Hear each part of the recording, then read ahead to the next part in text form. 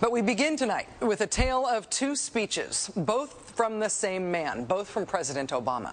One speech that could have been billed as a ballad to the Constitution, a proclamation of American values, a repudiation of the lawless behavior of the last presidential administration, and another speech announcing a radical new claim of presidential power that is not afforded by the Constitution and that has never been attempted in American history, even by George W. Bush and Dick Cheney. Remarkably, President Obama today made both of those speeches simultaneously. Standing inside the National Archives in front of the actual original Constitution, President Obama delivered a blistering critique of the Bush administration, in which he called their actions and their legacy literally a mess.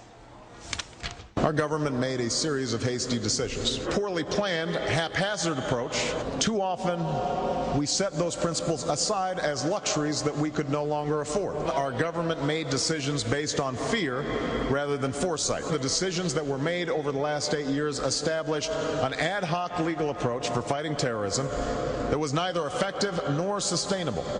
An ad hoc legal approach for fighting terrorism that was neither effective nor sustainable.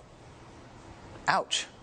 Then, moments later, he announced his own ad hoc legal approach for fighting terrorism.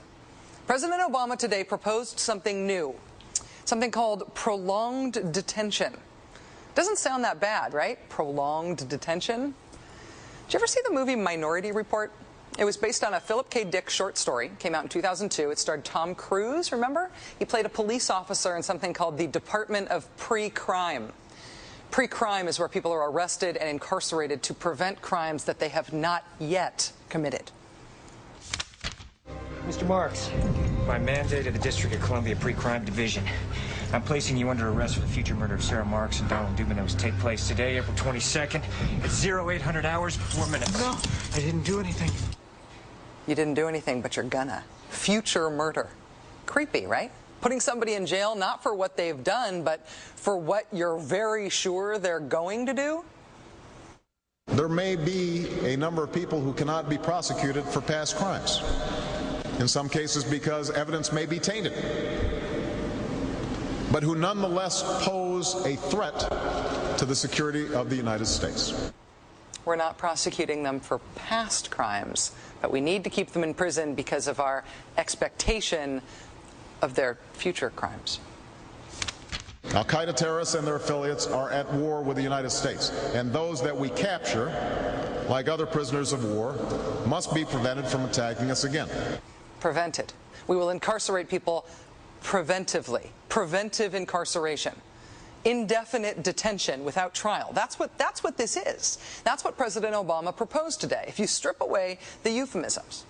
One civil liberties advocate told the New York Times today, quote, "We've known this was on the horizon for many years, but we were able to hold it off with George Bush. The idea that we might find ourselves fighting with the Obama administration over these powers is really stunning." And it is stunning, particularly to hear President Obama claim the power to keep people in prison indefinitely with no charges against them, no conviction, no sentence, just imprisonment. It's particularly stunning to hear him make that claim in the middle of a speech that was all about the rule of law. But we must do so with an abiding confidence in the rule of law. Our government was defending positions that undermine the rule of law to ensure that they are in line with the rule of law. How can a president speak the kind of poetry that President Obama does about the rule of law and call for the power to indefinitely, preventively imprison people because they might commit crimes in the future? How can those two things coexist in the same man, even in the same speech? Well, that brings us to the self-consciously awkward, embarrassing part of this speech today. After condemning the Bush administration for what he called their ad hoc legal strategy, for trying to make things seem legal that patently weren't, this is what President Obama proposed. My administration has begun to reshape the standards that apply to ensure that they are in line with the rule of law. We must have clear, defensible, and lawful standards for those who fall into this category. We must have a thorough process of periodic review so that any prolonged detention is carefully evaluated and justified. Our goal is to construct a legitimate legal framework for the remaining Guantanamo detainees that cannot be transferred. Our goal is not to avoid a legitimate legal framework. In our constitutional system, prolonged detention should not be the decision of any one man. If and when we determine that the United States must hold individuals to keep them from carrying out an act of war, we will do so within a system that involves judicial and congressional oversight. And so going forward, my administration will work with Congress to develop an appropriate legal regime so that our efforts are consistent with our values and our Constitution. You'll construct a legal regime to make indefinite detention legal. You will, what did he say? Develop an appropriate legal regime. So you can construct a whole new system outside the courts, even outside the military commissions, so that you can indefinitely imprison people without charges. And you'll build that system from scratch. What's that somebody said about ad hoc legal strategies?